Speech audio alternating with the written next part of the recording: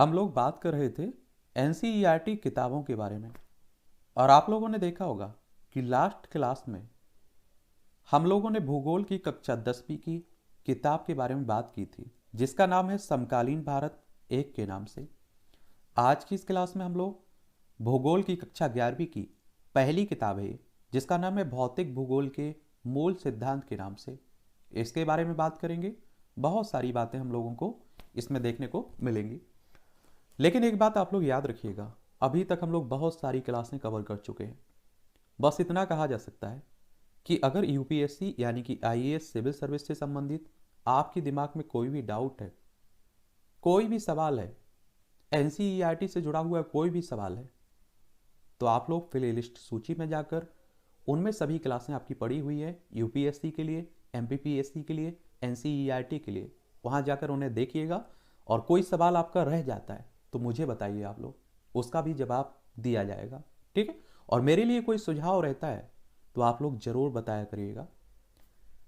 और जब भी कोई किताब पढ़ते हैं, एनसीईआरटी की बात नहीं कर रहा हूं, कोई भी किताब हो, चाहे वो एनसीईआरटी की हो या स्पेशल बुक्स हो या कोई और बुक्स हो, तो जब पहली बार आप लोग पढ़ते हैं ना, तो बड़े ध्यान से पढ़ा करिएगा। उसमें आपको कोई नोट्स बनाने का काम नहीं करना है। मैं कहता हूं कि पेन भी अपने हाथ में मत रखिए कि गोला लगाते हैं आप लोग, रंग देते हैं किताब, कुछ मत करिए। बड़े ध्यान से आप लोग बैठिए और उस किताब को आप लोग समझिए और उसके एक एक पैराग्राफ, एक एक लाइन, एक एक शब्द पर बड़े ध्यान से अपना ध्यान दीजिए, उस पर अपना विचार पूरा रखिए, वहां समझिए उसे। और जो नोट्स बनाने का काम होता है ना, ये 1 से 2 बार जब आप लोग किताब को पढ़ लेते हैं, उसके बाद ही आप लोगों को करना चाहिए। अगर आपको लगता है कि जो अधिकतर काम तो आपको कहाँ करना है, नोट्स बनाने का, अपने दिमाग में, फिर भी अगर कोई यहां से दिमाग से रह जाता है और आपको लगता है कि रिवीजन करने की जरूरत पड़ेगी जब पेपर नजदीक होगा, तो उन पॉइंटों को आप लोग अपने नोट्स में कवर कर लीजिए। फिर से बोल रहा हूं, अगर 100 पेज की कोई किताब है तो बहुत से बहुत नोट्स आपका 1 से 2 पेज में कवर हो जाना चाहिए, मेरा ऐसा मानना है। क्योंकि नोट्स बनाकर आप लोग कितना भी सुंदर बना लीजिए, कितना भी रच बच के बना लीजिए, लेकिन आप लोग परीक्षा परीक्षा हॉल में, एग्जाम हॉल में उस नोट्स को नहीं ले जाएंगे। अपना दिमाग है ना, उससे आप लोग नोट्स में क्या नोट्स बनाइए और परीक्षा हॉल में जाता है वो आपके साथ। और दूसरी बात आप लोग ये भी याद रखिएगा कि एनसीईआरटी आप लोगों को पढ़ना है।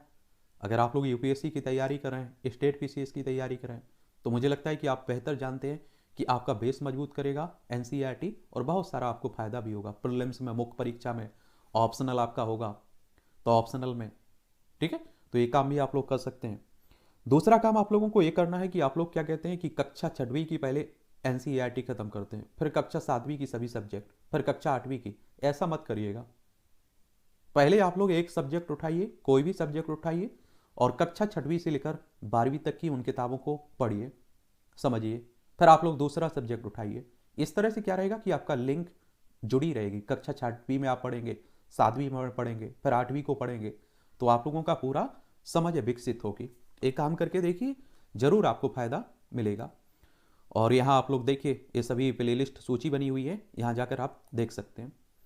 आज की इस किताब में हमें क्या क्या पढ़ना है ये देख लीजिए। भौतिक भूगोल के मूल सिद्धांत के नाम से ये किताब है, और ये कक्षा 11वीं के लिए है, पाठ पुस्तक है।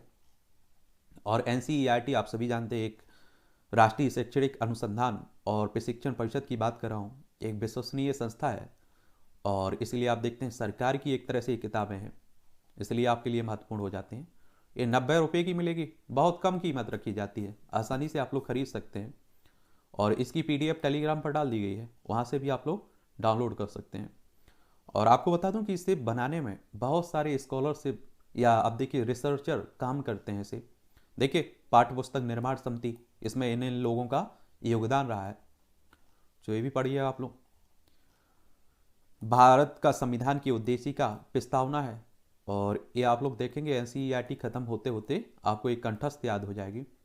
हम भारत के लोग भारत को एक संपूर्ण प्रभुत्व संपन्न समाजवादी पंथनिरपेक्ष लोकतंत्रात्मक गणराज्य बनाने के लिए तथा उसके समस्त नागरिकों को सामाजिक, आर्थिक और राजनीतिक न्याय, विचार अभिव्यक्ति, विश्वास, धर्म, उपासना की स्वतंत्रता, प्रतिष्ठा और अवसर की समता प्राप्त कराने के लिए तथा उन सब में व्यक्ति की गरिमा और राष्ट्र की एकता अखंडता सुनिश्चित करने वाली बंधुता बढ़ाने के लिए दृढ़ संकल्प होकर अपनी संविधान सभा में तारीख 26 नवंबर 1949 को इद्दत द्वारा इस संविधान को अंगीकृत, अधिनियमित और आत्मर्पित करते हैं। और इसीलिए आप देखते हैं कि 26 नवंबर को आप लोग संविधान दिवस भी मनाते हैं, 26 नवंबर को। तो ये भी आप लोग देखिए।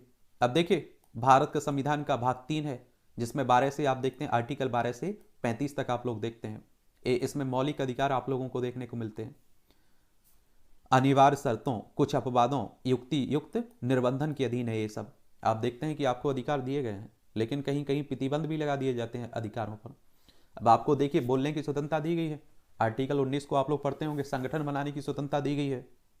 लेकिन आप ऐसा भी संगठन मत बनाइए कि जो देश की एकता अखंडता को तोड़े, उसे नुकसान पहुंचाए, तब आपके संगठन पर और आपके अधिकारों पर प्रतिबंध लग जाएगा।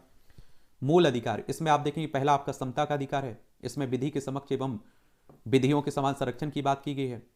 धर्म, मूल वंश, जाति, लिंग, जन्म स्थान के आधार पर बात की गई है समानता की। लोक नियोजन के विषय में समानता की बात की गई है। अस्पष्टता, उपाधियों के अंत की बात की गई है।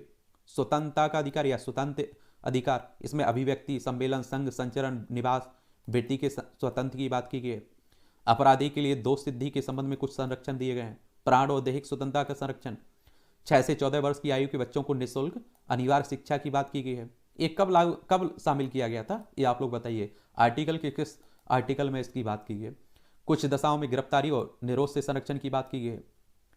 शोषण के विरोध अधिकार, इसमें मानव के दुर्व्यापार, बलाश्रम का प्रतिषेध की बात की गई है। परिसंकटमय कार्यों में बालकों के नियोजन के प्रतिषेध की बात की गई है। धर्म की स्वतंत्रता का अधिकार, यह सबसे ज्यादा चर्चा में बना हुआ है। आपका संविधान धर्म परिवर्तन को नहीं रोकता है, वो कहता है जिस धर्म को मानना है मान सकते हैं, लेकिन संविधान का उल्लंघन करते हुए नहीं होना चाहिए। अंतःकरण की और धर्म की आबाद रूप से मानने, आचरण और विचार की स्वतंत्रता की बात करता है। धार्मिक कार्यों के प्रबंधन की स्वतंत्रता की बात करता है। किसी विशिष्ट धर्म की अभिवृद्धि के लिए करों के संदाय के संबंध में स्वतंत्रता की बात करता है। राज्य की निधि से पूर्ण पोषित शिक्षा संस्थानों में धार्मिक शिक्षा या धार्मिक उपासना में उपस्थित होने के संबंध में स्वतंत्रता की बात करता है। फिर आप देखते हैं संस्कृति और शिक्षा संबंधी अधिकार, तो अल्पसंख्यक वर्गों को अपनी भाषा, लिपि, संस्कृति, विषय क्षेत्रों के संरक्षण की बात करता है। अल्पसंख्यक वर्गों द्वारा अपनी शिक्षा संस्थाओं का स्थापन और प्रशासन की बात करता है। फिर आप देखते हैं संवैधानिक उपचारों का अधिकार, सबसे जरूरी। अगर ये ना होता तो आप देखिए कि इससे पहले जितने मौलिक अधिकार बने हुए हैं उनका कोई मतलब नहीं रहता। इसे संविधान की आत्मा भी कह देते हैं। उच्चतम न्यायालय और उच्च न्यायालय के निर्देशों या आदेश या रेट द्वारा प्रदत्त अधिकारों को परिवर्तित कराने का उपचार। अगर आपके मौलिक अधिकारों का हनन हुआ रहा है तो अनुच्छेद 32 के तहत आप लोग सुप्रीम कोर्ट जा सकते हैं। अनुच्छेद 226 के तहत आप लोग हाई कोर्ट जा सकते हैं। ये अदालतें आपके अधिकारों की रक्षा भी करेगा। चलिए, तो ये भी आप देखिए। अब आप लोगों को भूगोल में पढ़ना क्या क्या है, कक्षा 11वीं के मानव भूगोल के मूल सिद्धांत में पढ़ना क्या क्या है, विषय सूची क्या है।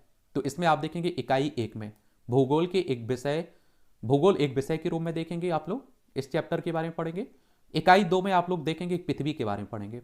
इसमें अध्याय कह लीजिए आप लोग पृथ्वी की उत्पत्ति और विकास देखेंगे। बहुत ही महत्वपूर्ण बुक है ये आप लोगों के लिए।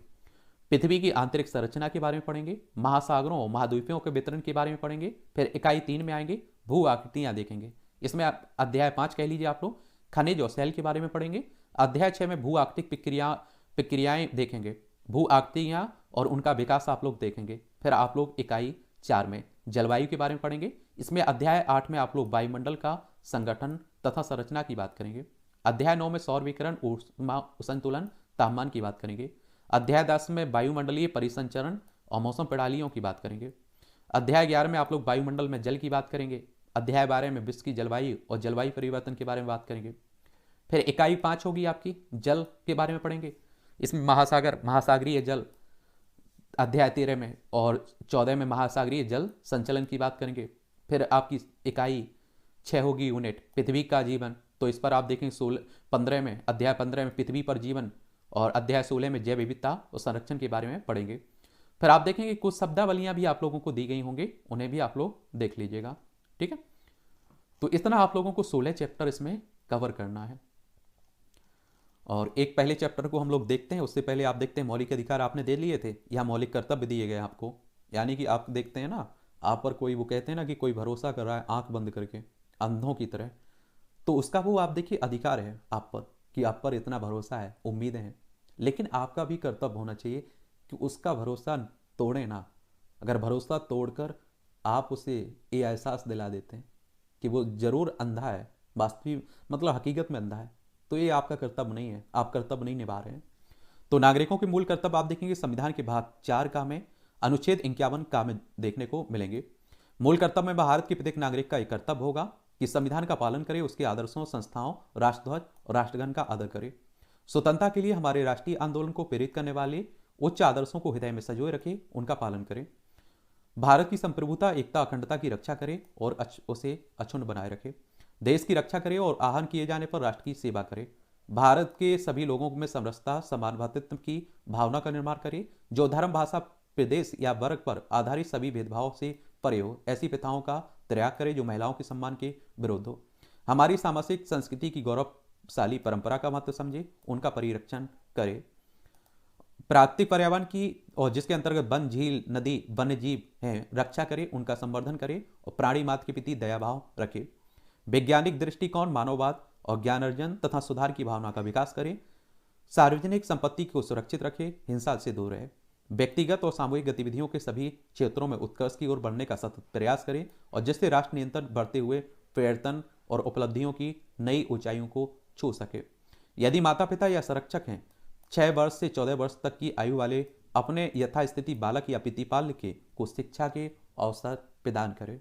ये कर्तव्य दिए गए हैं, मौलिक आपके मूल कर्तव्य हैं। चलिए अब पहला एक चैप्टर हम लोग देख लेते हैं, पढ़ते नहीं हम लोग, उसके बारे में ज़्यादा कुछ बात करने के वाले नहीं है, वहाँ नॉर्मल एक देख लेते हैं हम लोग। ये पढ़ना आप लोगों को ही है और मुझे लगता है कि अगर आप लोगों ने कक्षा 6वीं से पढ़ी है और बड़े मन से पढ़ी हैं तो 11वीं में कोई परेशानी नहीं होने वाली है, इतना भी यकीन आप लोग रखिएगा हम पर, ठीक है। और कोई शब्द अगर आप लोगों को मिलता है जो समझ में नहीं आ रहा है तो उसके बारे में मुझे बताइएगा, उस पर भी हम लोग बात कर लेंगे, ठीक है। इकाई 1 है, जैसे भूगोल एक विषय के रूप में आप देखेंगे, इस इकाई के विवरण देखें तो भूगोल एक समाकलित विषय के रूप में, स्थानिक गुण विज्ञान के रूप में, भूगोल की शाखाएं, भौतिक भूगोल की विशेषताओं के बारे में देखेंगे आप लोग, समझेंगे आप लोग, ठीक है। तो ये भी आप लोग देखेंगे और यहाँ भूगोल एक विषय के रूप में पढ़िए इसे आप लोग जरूर। बहुत नॉर्मल शब्द लिखे गए हैं, कोई भारी भरकम शब्द नहीं लिखा गया है यहाँ, ठीक है। तो आपको परेशान नहीं होना है, क्या नहीं होना है, परेशान नहीं होना है। देखिए ये सब आप लोग पढ़ेंगे धीरे धीरे, अच्छे से मन लगाकर पढ़िए आप लोग। और भूगोल को मैप का सहारा लेकर पढ़ना है, ये भी बिल्कुल पक्का याद रखिएगा। भूगोल के क्षेत्र आप देखिए, आर्थिकी, सांख्यिकी, गणित, खगोलीय, भूविज्ञान, मौसम विज्ञान, जल विज्ञान, मृदा विज्ञान, वनस्पति विज्ञान, प्राणी विज्ञान, पारिस्थितिकी विज्ञान, पर्यावरण विज्ञान, मानव शास्त्र, दर्शन शास्त्र, सामाजिक शास्त्र, इतिहास, राजनीतिक शास्त्र, राजनीतिक भूगोल भी होता है, आप समझ रहे हैं, जनांकिकी, अर्थशास्त्र, आर्थिकी, सांख्यिकी, ये सब आप लोग देखेंगे भूगोल के क्षेत्र हैं। और भूगोल की शाखाएं आप लोग देखेंगे, चलिए भूगोल की शाखाएं भौतिक, सिद्धांत, दर्शन शास्त्र, विधि एवं तकनीकी, मानव, ये पढ़िए और समझिए और फिर बताइए मुझे कुछ परेशानी हो आप लोग, ठीक है। नीचे आप लोग अपनी राय जरूर दिया करिएगा। और देखिए भूगोल क्या है, भूगोल का उद्देश्य धरातल की प्रादेशिक क्षेत्रीय भिन्नता का वर्णन और व्याख्या करना, रिचर्ड हॉटसॉन ने कहा है। भूगोल धरातल के विभिन्न भागों में कारणात्मक रूप से संबंधित तथ्यों में भिन्नता का अध्ययन करता है, ये अल्फ्रेड हैटनर ने दी है। और जैसे ही आप लोग इस चैप्टर को कवर कर लेते हैं ना, तो नीचे अभ्यास के लिए आपके पास क्वेश्चंस दिए रहते हैं, इनका भी अभ्यास किया करिएगा।